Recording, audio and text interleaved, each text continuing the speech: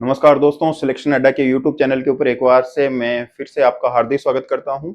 और इस बार हम प्रयास कर रहे हैं कि राजस्थान के जो आर्ट एंड कल्चर के जितने भी एग्जाम के अंदर क्वेश्चन पूछे गए हैं तो उनकी एक सीरीज लेके आए कि उससे सारे, जैसे अगर कोई फोर्ट वगैरह के बारे में पूछ रहा है तो अब तक जितने भी फोर्ट से क्वेश्चन आए उन सारे फोर्ट के क्वेश्चन को अपन देखेंगे।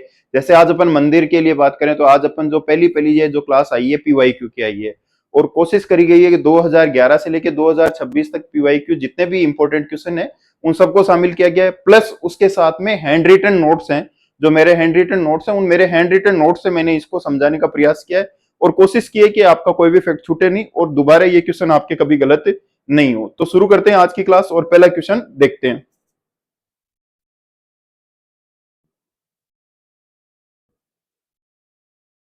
पहला क्वेश्चन है, प्रतिहारों के शासन काल में किस स्थापत्य कला शैली का क्या हुआ है, विकास हुआ है। बात कर रहे हैं किसकी?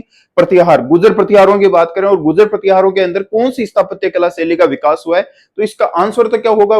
महामारू शैली का। आंसर क्या होगा इसका? महामारू शैली का क्या हुआ है? विकास हुआ है। आंसर क्या होगा? महामारू शैली का विकास हुआ है। अब अपन इसको थोड़ा व्याख्या के द्वारा डिटेल से देखेंगे कि साहब इस महामारू शैली क्या है, कैसे आई, कौन सी शैली के उप पार्ट है वगैरह सारा। तो ये मैं अपने हैंड रिटन नोट्स के द्वारा आपको समझाने की कोशिश करूंगा कि ये कैसे आया है। तो अपन देखते हैं इसके अंदर व्याख्या इसकी। तो व्याख्या के अंदर अपन देखते हैं कि सबसे पहले तो अपन बात करते हैं कि मंदिर स्थापत्य कला के बारे में बात हो रही है और स्थापत्य कला के अंदर देखते हैं कि मंदिरों का निर्माण किस काल के अंदर शुरू हुआ था। तो मंदिरों का निर्माण गुप्त काल के अंदर शुरू हुआ है। मंदिरों का निर्माण कब शुरू हुआ है? गुप्त काल, यानी गुप्त काल से पहले मंदिर नहीं होते थे। भारत में मंदिर निर्माण का शुरुआत ही गुप्त काल से हुई है। उसके बाद में अपन देखते हैं कि गुप्त काल के राजस्थान के 3 मंदिर मिलते हैं। वेरी इंपॉर्टेंट है, एग्जाम में बहुत बार पूछा गया है कि गुप्त काल के राजस्थान में कितने मंदिर मिलते हैं? 3 मंदिर मिलते हैं। 3 मंदिर कौन कौन से हैं? कि चार चौमा मंदिर है, कणसवा मंदिर है, ठीक है, ये रहा चार चौमा मंदिर, कणसवा मंदिर और मुकुंदरा मंदिर, ठीक है। ये तीनों के तीनों कौन से मंदिर है, किस देवता को डेडिकेट है? तो ये जो अपने देवता है वो शिव को डेडिकेट है। अगर आपसे पूछ ले कि साहब ये कौन से जिले में स्थित है, तो थोड़ा सा आपको ध्यान रखना है कि ये तीनों मंदिर गुप्तकालीन है और तीनों ही मंदिर कहां पे स्थित है? कोटा जिले के अंदर है। तो एक क्वेश्चन तो ये बन गया कि राजस्थान में गुप्त काल के मंदिर कौन से जिले में मिलते हैं? कोटा जिले के अंदर मिलते हैं। कौन कौन से मंदिर हैं? तो कणसवा मंदिर है, चार चौमा मंदिर है और कौन सा मंदिर है आपके जो मुकुंदरा शिव मंदिर है, ये भी आपका कहां पे है? कोटा के अंदर ही। और तीनों के काल गुप्त काल है। उसके बाद में अपन देखते हैं कि राजस्थान का पहला तिथि युक्त मंदिर VIP, वेरी इंपॉर्टेंट है। राजस्थान का पहला तिथि युक्त मंदिर कौन सा है? शीतलेश्वर महादेव का मंदिर है। कौन सा महादेव का मंदिर है? शीतलेश्वर महादेव का मंदिर है। और ये कहां पे है? झालरा पाटन झालावाड़ के अंदर है। ये कहां पे है? झालरा पाटन झालावाड़ के अंदर है। अगर इसके टाइम पीरियड की बात करें तो 689 ईस्वी का है। ये कौन से टाइम का बना हुआ है? 689 ईस्वी का बना हुआ है। यानी पहला ऐसा मंदिर है जिसके ऊपर क्या लिखी गई है? तिथि लिखी गई है कि साहब ये मंदिर इस डेट को बना है। तो थोड़ा सा ध्यान रखना है, शीतलेश्वर महादेव का मंदिर है, झालरा पाटन झालावाड़ के अंदर स्थित है। अब अपन आते हैं अपने क्वेश्चन के ऊपर जिसके अंदर पूछा गया था।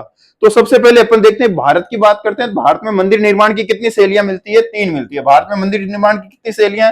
3 शैलियां हैं। नागर शैली कहां पे चल रही है? नॉर्थ इंडिया के अंदर। नागर शैली कौन सी है? नॉर्थ इंडिया के अंदर आपके, ठीक है। उसके बाद में अगर आपसे पूछे द्रविड़ शैली कहां की है, तो साउथ इंडिया की। द्रविड़ शैली कहां की है? साउथ इंडिया की। और आपसे पूछ ले कि बेसर शैली कहां की है, तो मध्य भारत की मिलती है। बेसर शैली कहां की है? मध्य भारत की है, ठीक है। अब अपन देखते हैं कि अपन कौन से भारत के अंदर आते हैं? नॉर्थ इंडिया के अंदर आते हैं। और नॉर्थ इंडिया के अंदर कौन सी शैली चल रही थी? नागर शैली। अब इस नागर शैली के कितने पार्ट हैं? नागर शैली कहां की है? उत्तर भारत की है। राजस्थान के अधिकांश मंदिर, वेरी इंपॉर्टेंट स्टेटमेंट वाला क्वेश्चन आ सकता है कि राजस्थान के अधिकांश मंदिर द्रविड़ शैली में या बेसर शैली में? नहीं, राजस्थान के अधिकांश मंदिर कौन सी शैली में आएंगे? आपके राजस्थान के अधिकांश मंदिर आएंगे नागर शैली के अंदर। अच्छा, अब ये पूछेगा कि नागर शैली के भी कोई टाइप होते हैं? बिल्कुल, नागर शैली के भी क्या है? टाइप्स है। अगर पूछे कौन कौन से टाइप आता है, तो पंचायतन शैली। कौन सी शैली आती है? पंचायतन शैली। अगर आपसे पूछे कि महामारू शैली कौन सी शैली के उप प्रकार है, तो ये कौन सी हो जाएगी? नागर शैली की। और अपन पूछे भूमि शैली भी कौन सी है, तो ये नागर शैली का एक उप प्रकार है, ठीक है। अब अपन देखते हैं कि ये जो महामारू शैली है, क्या ये भी और कोई भागों में बटी हुई है क्या? वेरी इंपॉर्टेंट है, ये भी क्या है? बटी हुई है। तो थोड़ा सा आपको क्या करना है, ध्यान रखना है कि जो महामारू शैली है, ये महामारू शैली, इसको अपन क्या बोलते हैं? गुर्जर प्रतिहार शैली बोलते हैं। महामारू शैली को क्या बोलते हैं? गुर्जर प्रतिहार शैली बोलते हैं। क्यों बोलते हैं गुर्जर प्रतिहार शैली? क्योंकि इसका जो विकास हुआ है वो किसके समय हुआ है? राजस्थान में गुर्जर प्रतिहार शासकों के समय हुआ है। किसके समय है? राजस्थान में गुर्जर प्रतिहार शासकों के समय हुआ है। अगर ये महामारू शैली है, इसका विकास अपन ने देखा कि यहाँ पे किसके टाइम में हुआ है, गुर्जर प्रतिहार शासकों के टाइम में हुआ है। अब आपको सबको पता होना चाहिए, अपन आगे पढ़ेंगे हिस्ट्री के अंदर, कि गुर्जर प्रतिहार शासकों ने राजस्थान में किस टाइम से किस टाइम तक शासन किया था। तो 8वीं से लेकर 10वीं शताब्दी के राजस्थान में कौन शासन कर रहे हैं, गुर्जर प्रतिहार कर रहे हैं। तो ये जो गुर्जर प्रतिहार शासन कर रहे हैं, इनके टाइम के अंदर जो शैली डेवलप हो रही है, इसी को अपन ने क्या बोल दिया, गुर्जर प्रतिहार शैली। तो ये जो शैली है ये डेवलप कब हुई है, 8वीं से 10वीं शताब्दी तक हुई है। कब हुई है, 8वीं से 10वीं शताब्दी तक हुई है। ये क्या है, प्रारंभिक शैली है। क्या ये डेवलप है, क्या नहीं साहब, ये इतनी शैली डेवलप नहीं है, ये इनिशियल स्टेज के अंदर है, यानी ये शेषावस्था के अंदर है। इसके अंदर धीरे धीरे धीरे धीरे क्या होगा, विकास होगा। किन शासकों के समय हुई है, गुर्जर शासकों के समय हुई है, गुर्जर प्रतिहारों के समय। तो गुर्जर प्रतिहारों की वजह से इसका नाम क्या हो गया, गुर्जर प्रतिहार शैली हो गया। इसी को अपन ने क्या बोल दिया, महामारू शैली बोल दिया। ठीक है, टाइम पीरियड के बाद में इस शैली को जब डेवलप होती है गुर्जर प्रतिहार शैली, तो वो कौन सी बन जाती है, मारू गुर्जर शैली। कौन सी शैली कहलाती है, मारू गुर्जर। कंफ्यूजन रहता है एग्जाम के अंदर, पता ही नहीं चलता गुर्जर प्रतिहार एक ही है या मारू गुर्जर अलग है। तो ध्यान रखना कि गुर्जर प्रतिहार डेवलप होकर क्या बन रही है, मारू गुर्जर बन रही है। कौन सी बनी है, मारू गुर्जर शैली। अब ये मारू गुर्जर शैली किस टाइम के अंदर डेवलप हुई है, तो ये डेवलप होने का टाइम है सोलंकी या चालुक्य शासक। ठीक है, थोड़ा सा ध्यान रखना कि ये कौन सा है। राजस्थान में तो यहाँ पे कौन शासन कर रहे हैं, परमार शासन कर रहे हैं। राजस्थान में यहाँ पे कौन शासन कर रहे हैं, जोधपुर वाले एरिया के अंदर परमार शासक शासन कर रहे हैं। ठीक है, और ये जो सोलंके या चालुक्य शासक है, सोलंके बोल दो या चालुक्य शासक बोल दो, ये मेनली कहां के हैं, तो ये गुजरात के शासक है। ये कहां के हैं, गुजरात के शासक है। और ये गुजरात के जो शासक है उनके सामंत है राजस्थान में, उन्हें बोल दिया अपन ने परमार। क्या बोला, परमार बोल दिया। ठीक है, तो मारू गुर्जर शैली मतलब इसका विकास हुआ है सोलंकी या चालुक्य शासकों के समय। कौन सी शैली है, गुर्जर प्रतिहार शैली का एक डेवलप रूप है। ये इनिशियल स्टेज थी, ये डेवलप हो गई। राजस्थान में कौन से शासकों के समय हो रही है, शासक मतलब ये सामंत तो किसके हैं, गुजरात के, चालुक्य या सोलंकी शासकों के। राजस्थान में यहाँ पे कौन है, परमार है। तो परमारों के द्वारा शुरू हुई, और टाइम पीरियड इसका क्या रहेगा, 11वीं से 13वीं शताब्दी। कौन सा टाइम पीरियड रहेगा, 11वीं से 13वीं शताब्दी, यानी गुर्जर प्रतिहारों का एंड हो गया है, और प्रतिहार ये जो परमार है वो अब यहाँ पे क्या कर रहे हैं, शासन कर रहे हैं। तो गुर्जर प्रतिहारों के पतन के बाद में, यानी अपन ने पढ़ लिया ये गुर्जर प्रतिहार, यहाँ पे इनका पतन हो गया। इस पतन के बाद में जो विकसित शैली है, ये प्रारंभिक शैली है, और ये क्या हो गई है, डेवलप हो गई है। तो थोड़ा सा आपको ध्यान रखना है कि जो मारू गुर्जर, ये महामारू शैली है, इस महामारू शैली को गुर्जर प्रतिहार बोल दो। गुर्जर प्रतिहार शैली कितने भागों में विभाजित होगी, 2 भागों के अंदर। एक तो कौन सी होगी, आपके महामारू शैली होगी, इसको गुर्जर प्रतिहारों के शासकों के समय डेवलप किया। और दूसरी कैसी होगी, मारू गुर्जर शैली होगी। कौन सी होगी, मारू गुर्जर। एक 8वीं से लेकर 10वीं शताब्दी तक है, स्टार्टिंग फेज है। 11वीं से लेकर 13वीं शताब्दी तक ये शैली क्या हो गई है, डेवलप हो गई है। और डेवलप होने के बाद में ये क्या कहलाई है, मारू गुर्जर शैली कहलाई। इसके अंदर विकसित हुई है, अलंकृत हुई है, और ज्यादा अच्छी इसमें क्या बनने लगी है, डिजाइन बनने लगी है। ठीक है, अपन वापस देख लेते हैं अपना क्वेश्चन क्या था। प्रतिहारों के समय, और प्रतिहारों के समय कौन सी थी, महामारू बोल दो, इसको आप क्या बोल दो, महामारू बोल दो, या मारू गुर्जर बोल दो, बात एक ही है। ठीक है, इसमें कंफ्यूजन नहीं रहना चाहिए। आगे अपन देखते हैं, ये इसकी व्याख्या होगी। चार चौमा मंदिर, अभी अपन ने पढ़ा था चार चौमा मंदिर। भाई राजस्थान के अंदर चार चौमा मंदिर कहां पे है, कोटा के अंदर है। कौन से काल का है, गुप्त काल का है। अपन ने बात करी थी कि कणसवा मंदिर भी कहां का है, तो ये भी गुप्त काल का है। कौन से, कहां पे, कोटा के अंदर है। और अपन ने बोला था कि राजस्थान में गुप्तकालीन मंदिर कितने हैं, 3 मंदिर हैं। गुप्तकालीन मंदिर कितने हैं, 3 मंदिर है। ठीक है, और 3 मंदिर, एक तीसरा मंदिर और कौन सा था, तो मुकुंदरा शिव मंदिर है। ये रहा अपना क्वेश्चन, तो ये रहा चार चौमा मंदिर, कणसवा मंदिर और मुकुंदरा मंदिर। चार चौमा मंदिर राजस्थान के किस जिले के अंदर स्थित है, तो ये कौन सा जिला हो जाएगा, कोटा। यानी गुप्त काल के तीनों मंदिर, गुप्तकालीन राजस्थान में कितने मंदिर मिलते हैं, 3 मंदिर मिलते हैं। कौन से देवता को डेडिकेट है, शिव को डेडिकेट है। तीनों मंदिरों के नाम याद रख लेना, चार चौमा मंदिर है, कणसवा मंदिर है और मुकुंदरा शिव मंदिर है। ठीक है, आगे बढ़ते हैं अपन। दिलवाड़ा स्थित आदिनाथ मंदिर का निर्माण किसने करवाया था। ठीक है, बहुत इंपॉर्टेंट है ये दिलवाड़ा के जो जैन मंदिर है, इन जैन मंदिरों के ऊपर तो आप वीआईपी लगा लेना, वेरी इंपॉर्टेंट है। ये जो जैन मंदिर है सारे के सारे वीआईपी है, वेरी इंपॉर्टेंट है। अगर इसके आंसर की बात करें तो अब इसका आंसर क्या होगा, विमल शाह होगा। आंसर क्या होगा, विमल शाह होगा। विमल शाह के टाइम में ये निर्माण हुआ है, वेरी इंपॉर्टेंट लगा लेना। ये जितने भी क्वेश्चन है ये सारे के सारे क्या है, इंपॉर्टेंट है।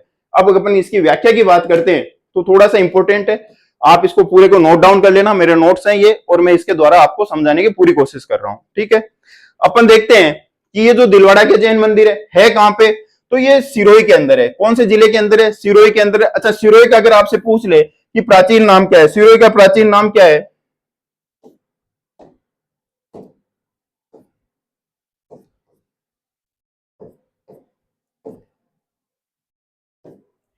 बात करें सिरोही का प्राचीन नाम क्या है, तो सिरोही का प्राचीन नाम क्या है, अर्बुद प्रदेश के नाम से जानते हैं। ठीक है, सिरोही का, अगर ये भी ज्योग्राफी का क्वेश्चन है, आपको ज्योग्राफी में पूछा जा सकता है कि सिरोही का प्राचीन नाम क्या है, अर्बुद प्रदेश है। दूसरा, इसका और प्राचीन नाम क्या है, तो सिरनौ शाही नगर के नाम से जानते हैं। किस नाम से जानते हैं, सिरनौ शाही नगर के नाम से जानते हैं। ये तो बात हो गई सिरोही के प्राचीन नामों की। बहुत सारी चीजें एक क्वेश्चन के द्वारा क्लियर हो रही है। दिलवाड़ा के जैन मंदिर सिरोही के अंदर कहां पे है, माउंट आबू के अंदर है। दिलवाड़ा के जैन मंदिर कहां पे है, सिरोही में, और सिरोही कहां पे, माउंट आबू। माउंट आबू कहां पे, सिरोही के अंदर है। ठीक है, कौन सी शैली है, मारू गुजर शैली। ठीक है, अपन ने पढ़ा था गुजर प्रतिहार और मारू गुजर। मारू गुजर मतलब डेवलप शैली, 11वीं से 13वीं शताब्दी। ये रहा सब 11वीं से 13वीं शताब्दी के अंदर है। इस समय पर यह क्षेत्र सोलंकी या चालुक्य राजा गुजरात के, अभी मैंने आपको बताया था कि इस टाइम में राजस्थान के ऊपर कौन शासन कर रहे थे, सोलंकी या चालुक्य शासक, यानी उनके सामंत शासक कर रहे थे। और यहाँ पे सामंत के रूप में कौन थे, परमार शासक थे। ठीक है, तो यहाँ पे ये समय क्षेत्र कौन से राजाओं के अधीन था, सोलंकी या चालुक्य शासकों के। और ये कहां के राजा थे, गुजरात के। ठीक है, और इनके सामंत कौन थे, तो इनके सामंत थे परमार। तो परमार सामंतों के अधीन था। और सभी मंदिर, वेरी इंपॉर्टेंट स्टेटमेंट वाले क्वेश्चन में पूछा हुआ है कि सभी मंदिर कौन से संगमरमर बने हुए हैं, सफेद संगमरमर में बने हुए हैं। ठीक है, अब अगर अपन बात करते हैं कि ये मंदिर कितने हैं, तो इन मंदिरों की संख्या है 5। वेरी इंपॉर्टेंट है। सबसे पहले मंदिर कौन सा है, विमल शाही मंदिर है। ठीक है, अच्छा, ये विमल शाही मंदिर कौन से भगवान को समर्पित है, तो थोड़ा सा ध्यान रख लेना, भगवान कौन होंगे, आदिनाथ या ऋषभदेव। कौन होंगे, आदिनाथ या ऋषभदेव। आप सबको पता है कि भगवान जो आदिनाथ या ऋषभदेव हैं, ये जैन धर्म के जो 24 तीर्थंकर हैं, इन 24 तीर्थंकर के अंदर सबसे पहले तीर्थंकर कौन से हैं, आदिनाथ जी हैं, या इन्हें क्या बोल दो, ऋषभदेव बोल दो। ठीक है, मंदिर विमल शाही मंदिर है, डेडिकेट किसको है, आदिनाथ या ऋषभदेव को है। निर्माता कौन थे, गुजरात के सोलंकी राजा थे। ठीक है, और सोलंकी राजा भीमदेव के मंत्री। ठीक है, गुजरात के सोलंकी राजा कौन है, भीमदेव। और इनके मंत्री का नाम क्या होगा, विमल शाह। वेरी इंपॉर्टेंट है, अभी क्वेश्चन यही था, आपसे एग्जाम में पूछ सकता है कि ये नहीं, विमल शाह का नाम नहीं पूछ के ये पूछ लेगा कि साहब ये जो गुजरात माउंट आबू के जो जैन मंदिर हैं, इसके अंदर जो विमल शाही मंदिर है, इसके निर्माता कौन शासक है, तो शासक का नाम होगा, तो ध्यान रखना, भीमदेव फर्स्ट है। इनके मंत्री है, मंत्री का नाम क्या है, विमल शाह है। शिल्पी क्या है, कीर्तिधर। शिल्पी क्या है, कीर्तिधर है। सामंत किसके थे, ये परमार राजा धुंधुक था। यहाँ पे सामंत कौन था, परमार राजा धुंधुक। अभी मैंने आपको बताया था कि गुजरात के शासक शासन कर रहे हैं और उनके सामंत यहाँ पे क्या कर रहे हैं, शासन कर रहे हैं। सामंत कौन थे, परमार थे। शैली कौन सी होगी, मारू गुजर शैली होगी। शैली कौन सी होगी, मारू गुजर शैली होगी। ठीक है, परमार राजा धुंधक था। अच्छा, अब इसको याद रखने का भी कोई ट्रिक है क्या, तो साहब ऐसे याद कर लो कि क्या नाम है, आदिनाथ है भगवान। ये किसको, फर्स्ट देवता, फर्स्ट मंदिर है, विमल शाही फर्स्ट मंदिर है। और किसको समर्पित है, आदिनाथ को समर्पित है। ठीक है, बनाने वाले कौन है, विमल शाह है। और मंत्री कौन, ये शिल्पी कौन है, कीर्तिधर है। शिल्पी कौन है, कीर्तिधर है। यहाँ पे इस समय राजा कौन है, तो परमार राजा धुंधुक है। यहाँ पे इस समय राजा कौन है, परमार राजा धुंधुक है। क्या परमार राजा धुंधुक स्वतंत्र राजा थे क्या, नहीं, वो स्वतंत्र राजा नहीं थे। वो गुजरात के सोलंकी या चालुक्य शासकों के सामंत थे। ठीक है, अच्छा, बढ़ते हैं अगले मंदिर की तरफ। तो कौन सा मंदिर है, पीतलहार मंदिर। कौन सा मंदिर है, पीतलहार मंदिर। वही है सेम, पीतलहार मंदिर भगवान कौन से, आदिनाथ को समर्पित है। और यहाँ पे कौन सी प्रतिमा बनी हुई है, पीतल की प्रतिमा बनी हुई है। भगवान आदिनाथ की कौन सी प्रतिमा है, पीतल की। जगह कौन सी है, वही माउंट आबू है, वही परिसर है, एक ही जगह पे ये मंदिर बने हुए हैं। ठीक है, अब अगर हम बात करें लूणो शाही मंदिर, कौन सा मंदिर, लूणो शाही वहीं पे है माउंट आबू में, उसी जगह उसी परिसर के अंदर ये मंदिर है। अगर अपन बात करें लूणो शाही किसको समर्पित है, तो भगवान नेमिनाथ को। कौन से को है, नेमिनाथ। नेमिनाथ कौन से तीर्थंकर थे, आरएस में क्वेश्चन पूछ सकते हैं, 22वें तीर्थंकर थे। कौन से तीर्थंकर थे, 22वें तीर्थंकर का नाम क्या है, नेमिनाथ।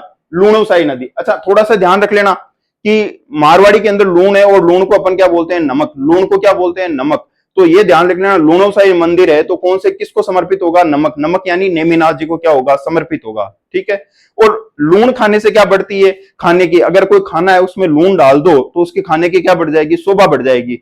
तो इसका जो वो बनाने वाले होंगे उनका नाम क्या होगा, शोभन देव। शिल्पी का नाम क्या होगा, शोभन देव। और इसके निर्माता कौन होंगे, वास्तुपाल और तेजपाल। वेरी इंपॉर्टेंट है, निर्माता कौन होंगे, वास्तुपाल और तेजपाल होंगे। इसे देरानी जेठानी मंदिर भी कहते हैं। इसे कौन से मंदिर के नाम से जानते हैं, देरानी जेठानी मंदिर के नाम से जानते हैं। गुजरात के वघेल राजा के सामंत थे परमार राजा सोमेश्वर। ठीक है, इस टाइम ये कौन शासन कर रहे थे, तो गुजरात के तो बघेल राजा हो गए, यानी गुजरात में कौन शासन कर रहे हैं, बघेल राजा शासन कर रहे हैं। और यहाँ पे कौन है, परमार। और परमार राजा के अंदर भी नाम क्या होगा, सोमेश्वर। ये उनके क्या थे, सामंत थे। उस समय इस मंदिर का क्या हुआ है, निर्माण हुआ है। ठीक है, फिर अपन अगला मंदिर देखते हैं पार्श्वनाथ मंदिर। पार्श्वनाथ कौन से तीर्थंकर है? 23वें तीर्थंकर है। अगर कभी आपसे पूछ ले आरएस के अंदर कि पार्श्वनाथ का चिन्ह क्या है, पूछा हुआ है आरएस के अंदर, इनको मैच करो, तो पार्श्व नाम में भी क्या आ रहा है? सर्प आ रहा है, तो इनका चिन्ह क्या होगा?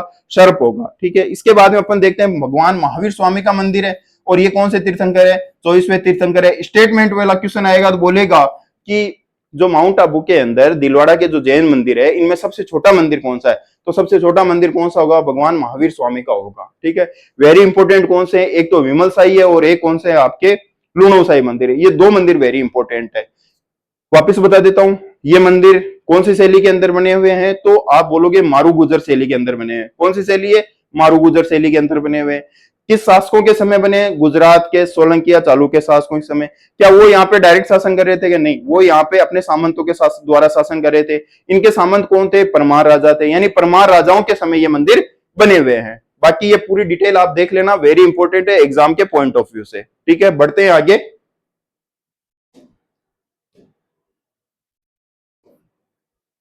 किस मंदिर को हाड़ौती का खुजराहो कहा जाता है? यानी किस मंदिर को खुजराहो, हाड़ौती का क्या कहा जाता है? खुजराहो कहा जाता है। खुजराहो आपको पता है एमपी के अंदर जगह है, खुजराहो कहां पे? एमपी में जगह है, और उनकी जो कलात्मकता है वो अलग शैली की है। तो उस शैली से मिलती जुलती शैली राजस्थान में कौन से मंदिर की है, तो उसके बारे में बोला गया है। तो इसके बारे में अपन देखते हैं कि आपके जो भंडदेवरा का शिव मंदिर है, ठीक है, ये मंदिर है कहां पे? तो ये मंदिर है आपके बारां के अंदर। ये मंदिर कहां पे है? बारां के अंदर है। ठीक है, शिव मंदिर कहां पे है? बारां के अंदर है। कहां पे? भंडदेवरा के अंदर है। अच्छा, एक चीज मैं आपको थोड़ा बता देता हूँ ज्योग्राफी के अंदर। ठीक है, आपने पढ़ा होगा कि रामगढ़ की अर्धचंद्राकार पहाड़ियां और रामगढ़ की अर्धचंद्राकार पहाड़ियां और रामगढ़ की गोलाकार पहाड़ियां।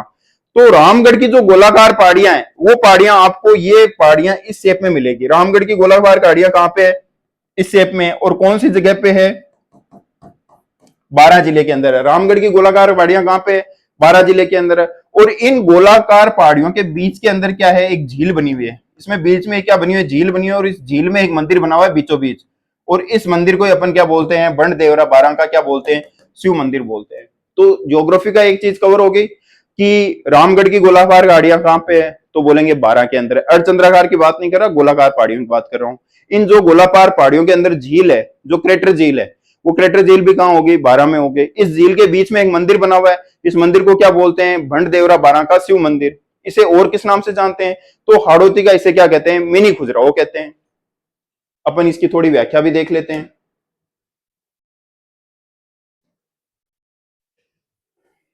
ये रहा 12। अच्छा, एक क्वेश्चन एग्जाम के पॉइंट ऑफ से और बन गया, राजस्थान में किस शहर को वराह नगरी के नाम से जानते हैं?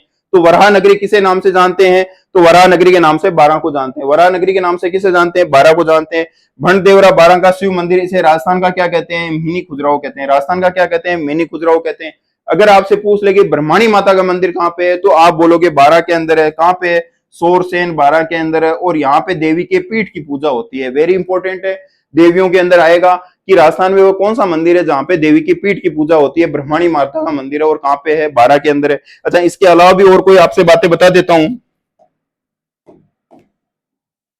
कोटा जिला, अभी अपन पढ़ के आए तो गुप्तकालीन मंदिर कौन से हैं? चारचोमा मंदिर है, कणसुआ मंदिर है, मुकुंदरा मंदिर है।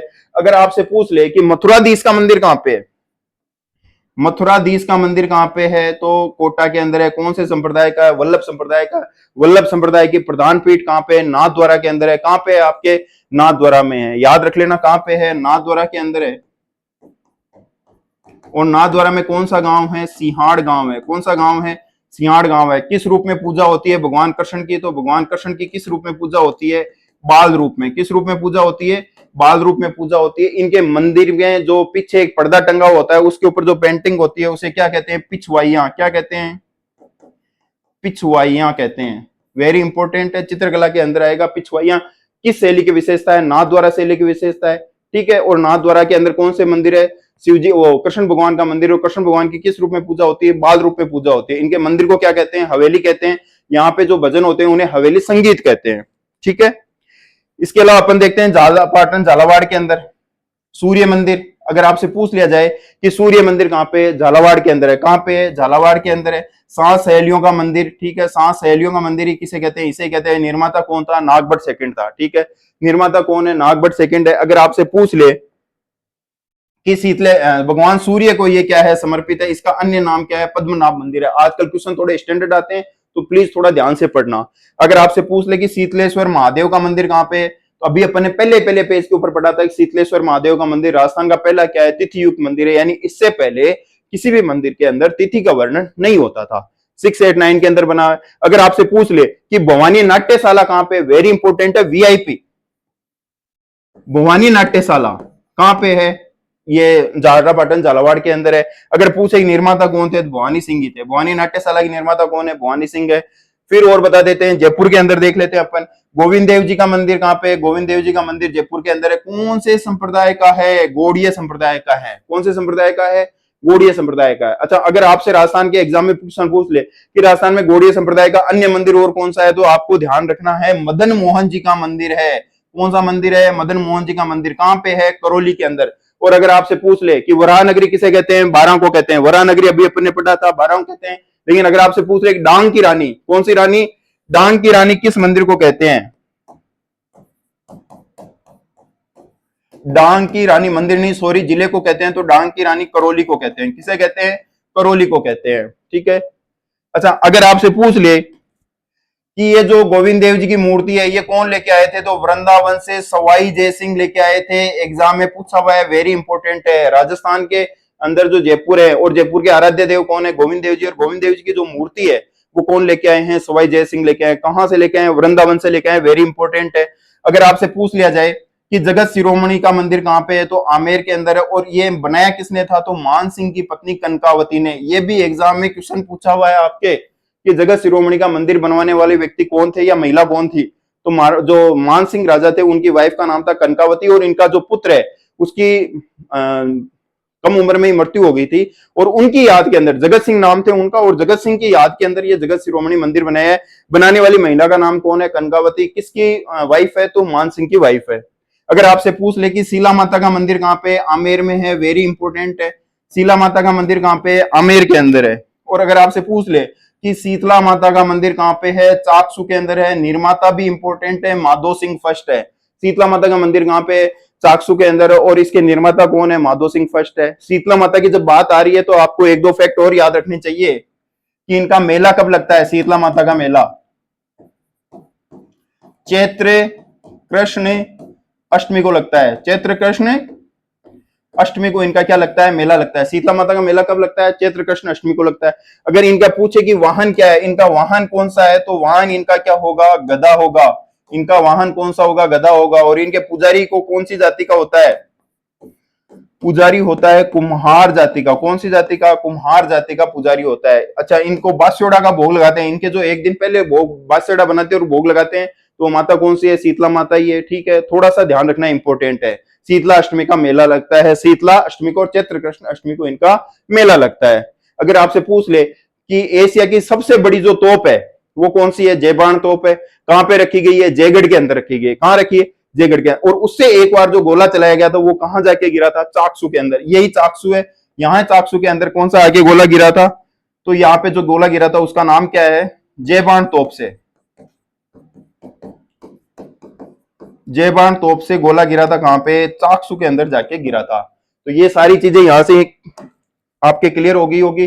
बात कर लेते डूंगरपुर की, और बता देता हूं, डूंगरपुर के बारे में बता देता हूं। ठीक है, बेणेश्वर धाम स्वयंभू मंदिर है, स्वयंभू शिवलिंग है, मंदिर नहीं है, स्वयंभू शिवलिंग है। कौन सा गांव है, नव टापरा गांव है। कौन सा गांव है, नव टापरा गांव है। ठीक है, इसका निर्माता कौन थे, तो इसके निर्माता थे डूंगरपुर के राजा थे आस्करण। डूंगरपुर के राजा कौन थे, आस्करण जी थे। उन्होंने इस मंदिर का क्या करवाया, निर्माण करवाया है। अगर आपसे पूछ ले यहाँ पे मेला कब लगता है, माघ पूर्णिमा लगता है। मेला कब लगता है, माघ पूर्णिमा को लगता है, वेरी इंपॉर्टेंट है। ठीक है, इसे आदिवासियों का कुंभ कहते हैं।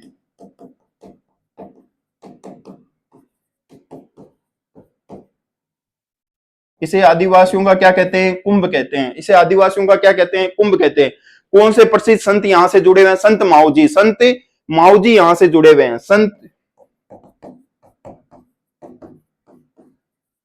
अच्छा, संत माऊजी ने कौन से संप्रदाय की स्थापना करी थी, तो निष्कलंकी संप्रदाय। कौन से संप्रदाय की स्थापना करी, निष्कलंकी संप्रदाय की स्थापना करी है। अच्छा, अगर आपसे पूछ ले कि संत माऊजी को किसका अवतार बोला जाता है, तो इन्हें भगवान विष्णु का 10वां अवतार, भगवान विष्णु का कौन सा अवतार है? 10वां अवतार। और 10वां अवतार कौन सा अवतार? कल की अवतार। कौन सा अवतार माना जाता है? कल की अवतार माना जाता है। ठीक है, तो अगर संत माओ जी के लिए पूछ ले तो भी कौन सा होगा? डूंगरपुर बेणेश्वर धाम।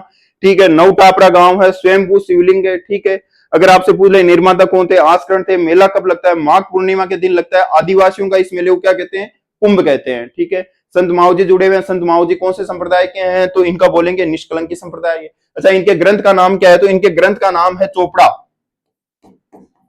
इनके ग्रंथ का नाम क्या है? चोपड़ा।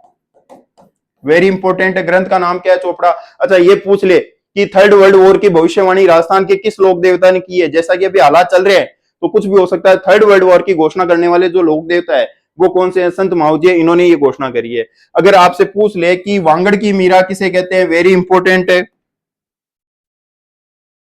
वांगड़ की मीरा किसे कहते हैं? गौरीबाई को कहते हैं। वेरी इंपॉर्टेंट है, वांगड़ की मीरा किसे कहते हैं? गौरीबाई को कहते हैं। ठीक है, बात करें बूंदी रह गया आपके। बीजासन माता का मंदिर कहां पे है? बूंदी के अंदर है। वेरी इंपॉर्टेंट है, बूंदी में कौन सी माता का मंदिर है? बीजासन माता का मंदिर है। अगर पूछे कि धाबाई कुंड, धाबाई कुंड कहां पे है? तो धाबाई कुंड कहां पे है? ये भी बूंदी के अंदर है। उल्टा पिरामिड के आकार का है। कैसा आकार है? उल्टा पिरामिड के आकार का है। 84 खंभों की छतरी अनिरुद्ध सिंह ने अपने भाई देवा गुजर की याद में बनाई थी। ठीक है, 84 खंभों की जो छतरी है किसने बनाई है? अनिरुद्ध सिंह ने बनाई है। इनका जो धाबाई था, गुजर धाबाई था, धाई माँ से, यानी वो इनका धाबाई था, ये उनकी धाई माँ का था, बेटा था जो देवा गुजर था। तो उसकी याद में, उसकी छोटे टाइम में डेथ हो जाती है, तो उसकी याद में ही, अपने धाबाई की याद में अनिरुद्ध सिंह जो बनाते हैं 84 खंभों की छतरी। ठीक है, अगर आपसे पूछ लिया जाए कि 80 खंभों की छतरी कहां पे है, तो वो कहां पे होगी? अलवर के अंदर होगी। अगर आपसे पूछ ले कि रक्त दंती माता का मंदिर कहां पे है, तो संतूर बूंदी के अंदर है। रक्त दंतिका माता का मंदिर कहां पे है? संतूर बूंदी में।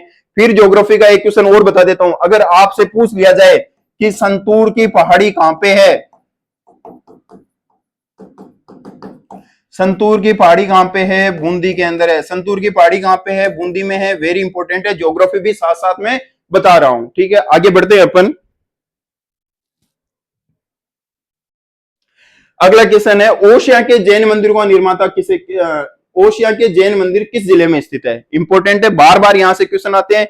ओशिया, ओशिया के जो मंदिर है वो कहां पे आते हैं? आपके जोधपुर के अंदर आते हैं। कहां पे आते हैं? जोधपुर के अंदर। ओशिया के मंदिर कहां पे है? जैन मंदिर जोधपुर के अंदर है। अच्छा, इनकी व्याख्या देख लेते हैं, व्याख्या क्या कहती है। जोधपुर, सबसे पहले अपन बात करें जोधपुर के अंदर, और जोधपुर के अंदर अपन देखते हैं कि चामुंडा माता का मंदिर वेरी इंपॉर्टेंट है। पता नहीं कितनी बार एग्जाम के अंदर ये मंदिर पूछा गया है, चामुंडा माता का मंदिर।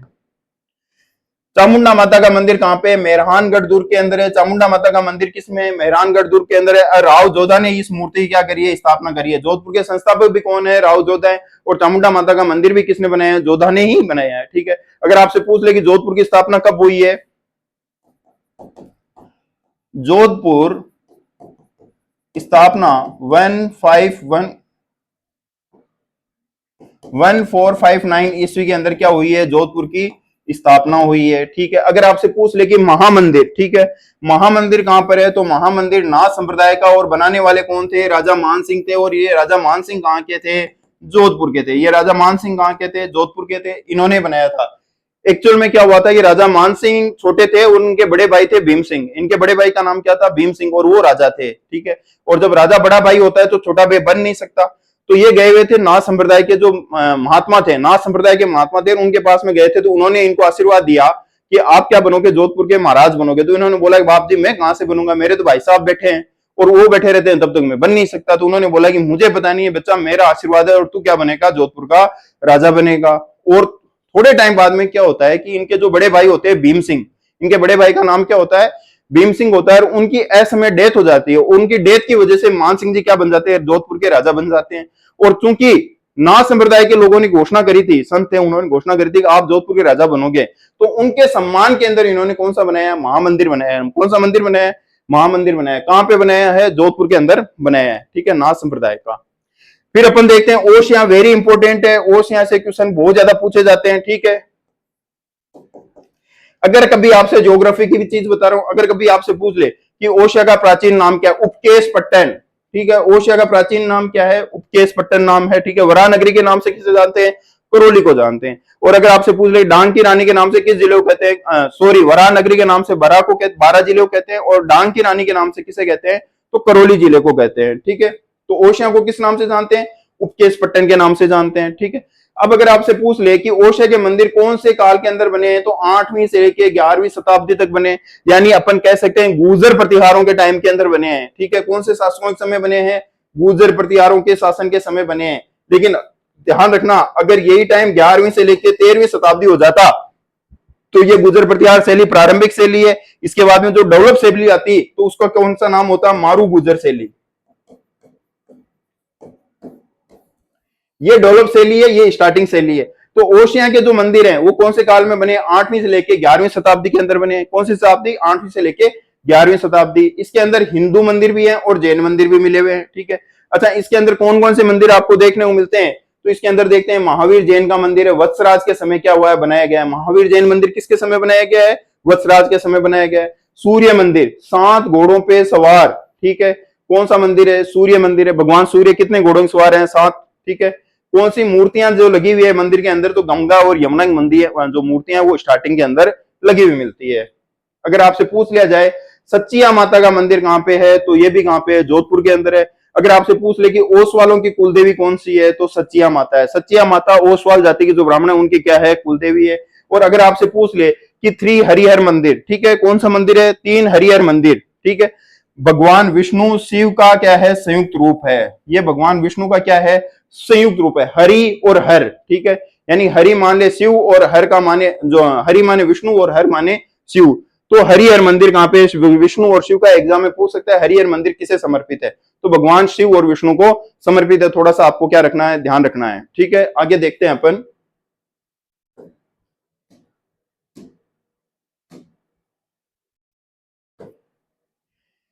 फिर आता है किराड़ू के सोमेश्वर मंदिर और आबानेरी का हर्षद माता मंदिर निम्न में से कौन सी स्थापत्य कला शैली का है। ठीक है, बात कौन सी हो रही है, वेरी इंपॉर्टेंट है, आबानेरी। आबानेरी कहाँ पे है, दोसा के अंदर है। आबानेरी कहाँ पे है, दोसा के अंदर है।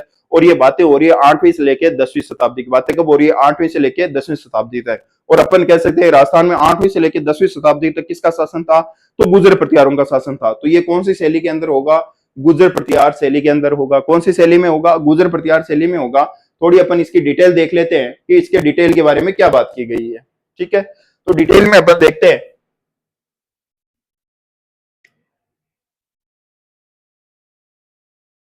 सॉरी, ये डिटेल यहां पे नहीं आ रही है, इसकी डिटेल यहां नहीं आनी चाहिए।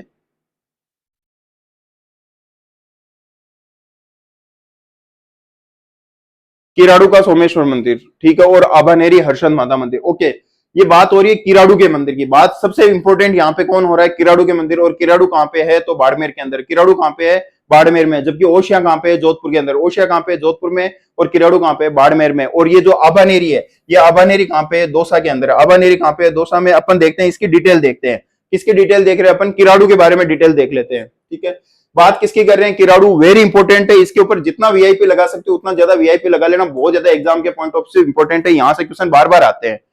किराड़ू, किराड़ू कहाँ पे है, बाड़मेर के अंदर है। राजस्थान का खुजराहो कहते हैं। ठीक है, अपन ने अभी पढ़ा था भंड देवरा 12, इसे राजस्थान का या हाड़ौती का खुजराहो कहते हैं या मिनी खुजराहो कहते हैं। लेकिन जबकि अगर राजस्थान का खुजराहो की बात आ जाएगी तो किराड़ू बाड़मेर को कहते हैं। किराड़ू बाड़मेर को क्या कहते हैं, राजस्थान का खुजराहो कहते हैं। ठीक है, गांव का भी नाम पूछ लेते हैं, आजकल एग्जाम में पूछा, इसलिए मैंने इसको ऐड किया। हाथमा गांव है। कौन सा गांव है, हाथमा गांव है। अब अपन बात करते हैं कि 10वीं से लेके 12वीं शताब्दी तक है। कौन सी बात हो रही है, 10वीं से लेके 12वीं शताब्दी। और अपन ने पढ़ा था 2 शैलियां, एक कौन सी है, गुर्जर प्रतिहार शैली या महामारू शैली, और एक है मारू गुर्जर शैली। कौन सी है, मारू गुर्जर शैली। मारू गुर्जर शैली डेवलप शैली है। तो ये कौन सी शैली हो जाएगी, मारू गुर्जर शैली के मंदिर बने हैं। कौन सी शैली बनी है, गुर्जर प्रतिहार की उप शैली। कौन सी, मारू गुर्जर शैली में बने हुए हैं। यानी 11वीं से लेके 12वीं 13वीं आ जाती है तो कौन सी है, मारू गुर्जर, यानी डेवलप है। कुल मंदिर कितने हैं, 5 मंदिर मिलते हैं। कुल मंदिर यहाँ पे कितने मिलते हैं, 5 मंदिर मिलते हैं। ठीक है, 4 मंदिर तो किसको समर्पित है, स्टेटमेंट वाले क्वेश्चन आ सकते हैं। ठीक है, थोड़ा सा याद रखना पड़ेगा कि 4 मंदिर तो किसको समर्पित है, भगवान शिव को समर्पित है। और एक मंदिर किसको है, विष्णु को समर्पित है। इसलिए इस मंदिर का नाम क्या है, लक्ष्मी नारायण मंदिर। एग्जाम में पूछ सकता है लक्ष्मी नारायण मंदिर कहाँ पे है, तो किराड़ू के अंदर है। किराड़ू कहाँ पे, बाड़मेर के अंदर है। ठीक है, अगर इसमें पूछ ले कि ये जो 4 मंदिर, इसमें सबसे प्रमुख मंदिर कौन सा है, तो सोमेश्वर मंदिर है। कौन सा मंदिर है, सोमेश्वर मंदिर प्रमुख है।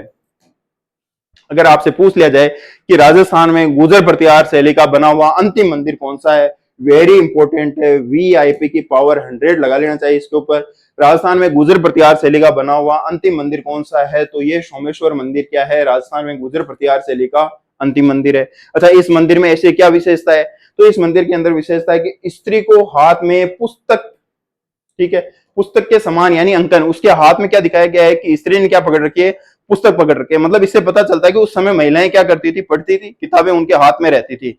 एग्जाम में इंपोर्टेंट है, पूछा है, आगे अपन ये क्वेश्चन देख भी लेंगे कि ये क्वेश्चन आया हुआ है कि किस मंदिर के अंदर स्त्री को हाथ में पुस्तक लेते हुए दिखाया गया है। कौन सा मंदिर है, सोमेश्वर मंदिर है। सोमेश्वर मंदिर कहाँ पे है, किराड़ू में। किराड़ू के जो मंदिर है कौन सी शैली में है, मारू गुजर शैली के अंदर है, ठीक है। फिर अपन देखते हैं कि ये जो 10वीं से लेके 12वीं शताब्दी का टाइम है, ठीक है, गुजर प्रतिहार एंड हो चुके हैं, ठीक है। यहाँ पे शासन किसका हो रहा है, परमारों का। शासन किसका हो रहा है, परमारों का। शासन किसका हो रहा है, परमार। शासन कौन कर रहे हैं, परमार कर रहे हैं। और परमार किन के सामंत हैं, तो परमार सामंत हैं गुजरात के चालुक्य या सोलंकी राजाओं के। अभी थोड़ी देर पहले अपन ने पढ़ा था। और टाइम कौन सा रहेगा, तो टाइम रहेगा 11वीं से लेके 12वीं शताब्दी का, ठीक है। तो परमार शासकों की ये क्या है, राजधानी रही है। परमार एग्जाम में पूछेगा कि परमार शासकों की राजधानी कौन सी रही है, ठीक है। अच्छा, इन परमारों का बाद में क्या हुआ, कभी एग्जाम पूछो आपसे, एग्जाम में कभी पूछ ले कि परमारों को राजस्थान से किसने भगाया, उनका एंड किसने किया, तो चौहानों ने किया था। और चौहानों में अपन पढ़ेंगे कि चौहानों का इतिहास पढ़ते हैं तो नाडोल के जो चौहान होंगे, कौन से चौहान होंगे, सोनगरा। ये लिखा हुआ है मैंने यहाँ पे, नाडोल के कौन से चौहान होंगे, सोनगरा चौहान होंगे। इन सोनगरा चौहानों ने किसको खत्म कर दिया था, परमारों को यहां से खत्म करके भगा दिया था। तो थोड़ा सा एक्स्ट्रा जानकारी मैं आपको देने का प्रयास कर रहा हूं। और आपको इतना ध्यान रखना चाहिए 11वीं से 12वीं शताब्दी तक राजस्थान में किसका शासन है, शासन तो गुजरात के चालुक्य सोलंकी शासकों का। लेकिन उन्होंने यहाँ पे इनडायरेक्ट शासन किसके द्वारा कर रहे हैं, परमार शासक को अपने सामंत बैठा के कर रहे हैं। और इन परमार शासकों के समय एक शैली डेवलप हो रही है, और वो पहले से पुरानी शैली उसका और ज्यादा डेवलप रूप आ जाता है, इसलिए उसको बोलते हैं मारू गुजर शैली। कौन सी गुजर शैली बोलते हैं, मारू गुजर शैली। और जो इस टाइम में जो मंदिर बने कौन सी शैली में बनेंगे, ऑफिशियली बात है मारू गुजर शैली में। मंदिर बने कितने, 5 है। 4 मंदिर शिव को समर्पित है, एक मंदिर किसको है, विष्णु को। और विष्णु मंदिर का नाम क्या है, लक्ष्मी नारायण मंदिर है, ठीक है। और ये सोमेश्वर मंदिर है, इन 4 मंदिरों इंपॉर्टेंट है। उसके एक हाथ में महिला ने क्या कर रखा है, पुस्तक पकड़ रखी है। सोमेश्वर मंदिर का नाम सोमेश्वर क्यों पड़ा है, क्योंकि परमार शासक का नाम क्या था, सोमेश्वर था, उन्होंने बनाया, इसलिए इस मंदिर का नाम क्या पड़ गया, सोमेश्वर पड़ गया। आगे बढ़ते हैं अपन।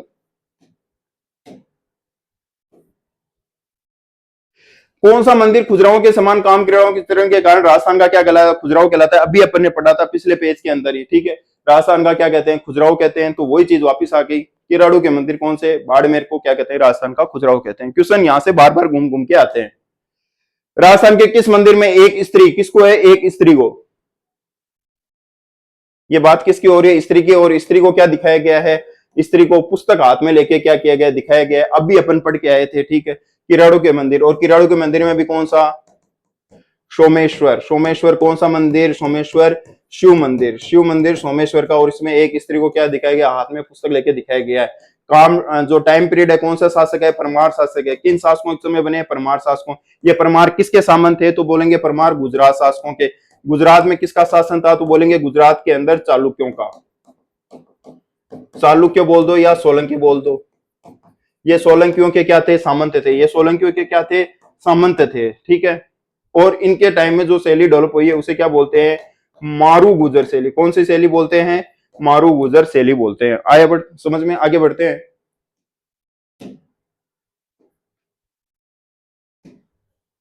मारू गुजर शैली का प्रचलन किसके समय में हुआ था, वही है, ठीक है, गुजर प्रतिहार। मारू महामारू शैली, बात किसकी हो रही है, महामारू। मारू गुजर आएगा तो परमार आ जाएंगे। बात किसकी हो रही है, महामारू बोल दो या गुजर प्रतिहार बोल दो। तो गुजर प्रतिहार बोलोगे तो भी वही मतलब है, और मारू गुजर बोलोगे, महामारू शैली बोलोगे तो भी वही मतलब है, ठीक है। अगर ये पूछ ले महामारू की जगह उसने क्या दे दिया, मारू गुजर दे दिया।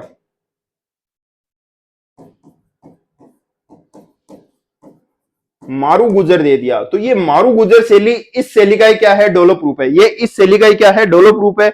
और अपन बोलेंगे इसका डेवलप कब हुआ था, तो 11वीं से लेके 13वीं शताब्दी तक, ठीक है। और ये किसके टाइम में विकसित हुई है, परमार शासकों के। अभी मैंने बात करी थी कौन से शासक है, परमार। और परमार सामंत किसके थे, तो गुजरात के सोलंकी या चालुक्य शासकों के थे। आगे बढ़ते हैं अपन। वो ये सेम चीज है, महामारू शैली, मारू गुजर शैली। इसको बोल दिया महामारू शैली बोल दिया अपन ने, ठीक है। महामारू शैली बोल दो या गुजर प्रतिहार बोल दो। अब ये गुजर प्रतिहार शैली को दो भागों में बांटे थे, महामारू शैली बोल दो या इसे मारू गुजर बोल दो।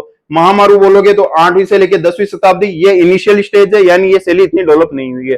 पूर्णतः डेवलप कौन सी शैली में होगी? महागुजर शैली, मारू गुजर शैली में होगी। टाइम पीरियड क्या हो जाएगा? 11वीं से लेकर 13वीं शताब्दी तक। शासक कौन रहेंगे? सोलंकी या चालुक्य। और राजस्थान में यहाँ पे कौन सामंत रहेंगे? सामंत रहेंगे अपने परमार। आगे बढ़ते हैं अपन। वेरी इंपॉर्टेंट है रणकपुर का जैन मंदिर। भाई साहब बहुत बार एग्जाम के अंदर पूछा हुआ है, बार बार घुमा के क्या पूछा गया है, ये क्वेश्चन पूछा गया है। खंभों का अजायब घर किस मंदिर को कहते हैं? रणकपुर के जैन मंदिर में कितने खंभे मिलते हैं? बार बार बार बार ये क्वेश्चन आया हुआ है। तो इसका आंसर क्या होगा? 1444। आंसर क्या होगा? 1444 वीआईपी है। अपन इसकी थोड़ी व्याख्या देख लेते हैं, इसके बारे में क्या क्या बातें की गई है। बात किसकी कर रहे हैं? अपन बोल रहे हैं रणकपुर के जैन मंदिर। रणकपुर के जैन मंदिर कहां पे है? तो बोलेंगे पाली के अंदर है। रणकपुर के जैन मंदिर कहां पे है? पाली के अंदर है। अच्छा, एग्जाम में स्टेटमेंट वाले सवाल आते हैं, आपसे पूछ सकते हैं कितने मंजिल का है? 3 मंजिल का है। कितने मंजिल का है? 3 मंजिल का है। ये भी एग्जाम में पूछा है, परकोटा मैंने लिख रखा है एग्जाम। परकोटा यानी कौन सा मंदिर है जिसके अंदर परकोटा मिलता है? तो कौन सा होगा? रणकपुर के जैन मंदिर के अंदर मिलता है। ठीक है। आज्ञा से किसके प्रारंभ हुआ था या प्राण प्रतिष्ठा? सोम सुंदर सूरी ने, यानी जैन एक संत थे, उनका नाम था सोम सुंदर सूरी, उन्होंने प्राण प्रतिष्ठा करी थी, उनकी आज्ञा से यह मंदिर शुरू हुआ था। यह भी एग्जाम में क्वेश्चन पूछा हुआ है। ठीक है। रणकपुर जैन मंदिर कौन सी शताब्दी के अंदर बना हुआ है? 15वीं शताब्दी के अंदर बना हुआ है। और 15वीं शताब्दी के अंदर किसका शासन होता था? कुंभा का। 15वीं शताब्दी में किसका शासन हो रहा है? कुंभा का हो रहा है। निर्माता कौन है? जैन व्यापारी है। जैन व्यापारी का नाम क्या है? धर्णक शाह। वेरी इंपॉर्टेंट है, जैन व्यापारी धर्णक शाह है, उन्होंने इसका निर्माण करवाया। अगर शिल्पी की बात करें तो देपाक इसके क्या है? शिल्पी हैं। वीआईपी है। इस क्वेश्चन को जितना ज्यादा वीआईपी लगाओ उतना ज्यादा क्या है? इंपॉर्टेंट है। शैली कौन सी होगी? गुजर प्रतिहार की मारू गुजर शैली। कौन सी शैली है? मारू गुजर शैली। अपन ने बोला था डेवलप शैली आ गई अब। ठीक है। भगवान कौन है? आदिनाथ। आदिनाथ को क्या बोल दो? ऋषभ देव बोल दो। कितने मुंह वाली है? स्टेटमेंट वाले क्वेश्चन में पूछ सकता है कि 3 मुख की है, 4 मुख की है, 5 मुख की है। वेरी इंपॉर्टेंट है। कितने मुख वाली है? 4 मुख वाली भगवान आदिनाथ की मूर्ति है। खंबे कितने हैं? 1444 खंबे हैं। इसे खंभों का क्या कहते हैं? अजायब घर कहते हैं। वेरी इंपॉर्टेंट है, एग्जाम में पूछा हुआ है। अच्छा, कौन सी नदी के किनारे? ये भी एग्जाम में पूछा हुआ है, तो आपको ध्यान रखना है कौन सी नदी के किनारे? मथाई नदी के किनारे स्थित है। ठीक है। आजकल एक करंट का क्वेश्चन भी बड़ा चर्चा में रहता है कि एक मंदिर है जो ओम आकार की शैली के अंदर बना हुआ है। ये देखो, ये जैसे ओम आकार है और वो बना हुआ ऐसे ओम आकार की तरह। तो करंट का क्वेश्चन है, थोड़ा सा ध्यान रखना। ओम मंदिर इसी आकार के अंदर है और कहां पे? जाडन गांव पाली के अंदर है। भगवान शिव को क्या है? समर्पित है। आशापुरा माता का मंदिर कहां पे है? तो ये भी आपको ध्यान रखना है, नाडोल के अंदर है। ठीक है। चौहान शासकों की ये क्या कहलाती है? कुलदेवी कहलाती है। ठीक है। मूछाला महावीर का मंदिर कहां पे है? घाणेराव पाली के अंदर है। वेरी इंपॉर्टेंट है, ये भी एग्जाम में थोड़ा आपके पूछा हुआ है। तो इस प्रकार ये सारी चीज यहाँ पे अपन ने देख ली। आगे बढ़ते हैं अपन। क्वेश्चन आता है तिलवाड़ा का मल्लीनाथ जी मंदिर किस नदी के तट के ऊपर स्थित है? क्वेश्चन क्या आता है? मल्लीनाथ जी का मंदिर है वो कौन सी नदी के किनारे स्थित है? तो पहले तो ध्यान रखना है तिलवाड़ा कहां पे है? तो तिलवाड़ा बाड़मेर के अंदर है। और नदी कौन सी होगी? लूनी नदी। कौन सी नदी है? लूनी नदी के किनारे है। आंसर तो क्या हो जाएगा? लूनी नदी। आंसर क्या हो जाएगा? लूनी नदी के किनारे स्थित है। अपन इसकी थोड़ी क्या देख लेते हैं? डिटेल देख लेते हैं।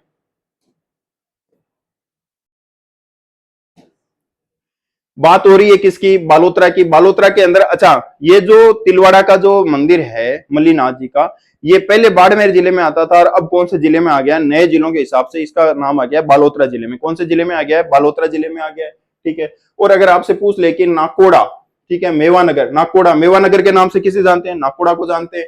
पार्श्वनाथ का कौन सा मंदिर मिलता है? जैन मंदिर मिलता है। पार्श्वनाथ का यहाँ पे कौन सा मंदिर मिलता है? जैन मंदिर मिलता है। आपसे पूछ ले रानी भटियाणी का मंदिर कहाँ पे है? तो रानी भटियाणी सा का मंदिर भी कहाँ पे है? यहीं पे।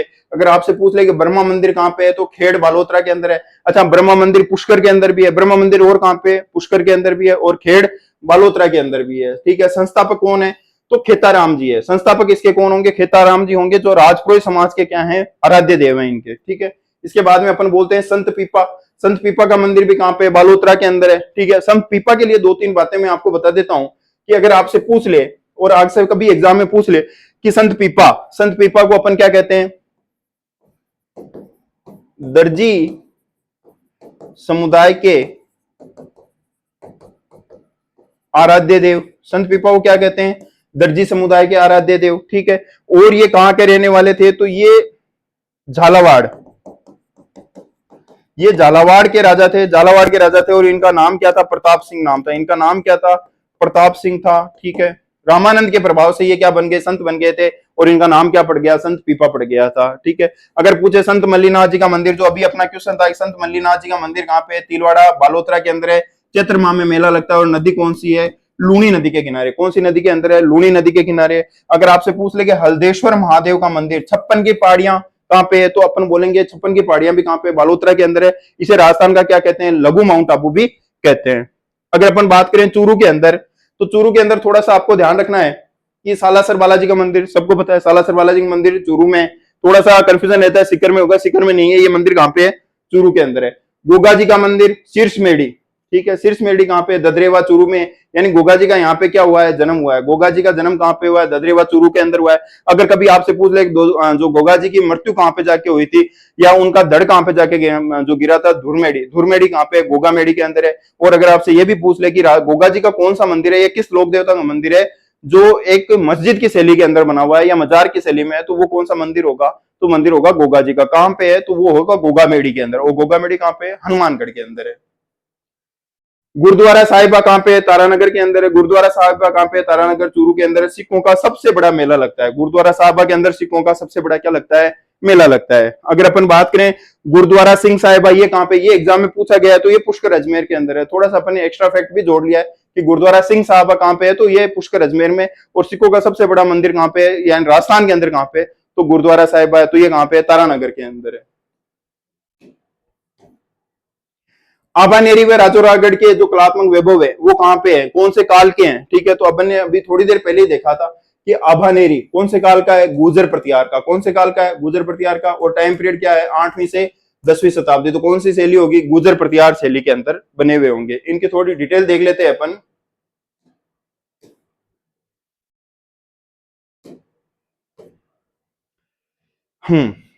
आबानेरी की बात कर रहे हैं। ठीक है, अगर पूछे कि आबानेरी 8वीं से लेकर 9वीं शताब्दी के अंदर कौन सी है? 8वीं से लेकर 9वीं शताब्दी तक है आबानेरी।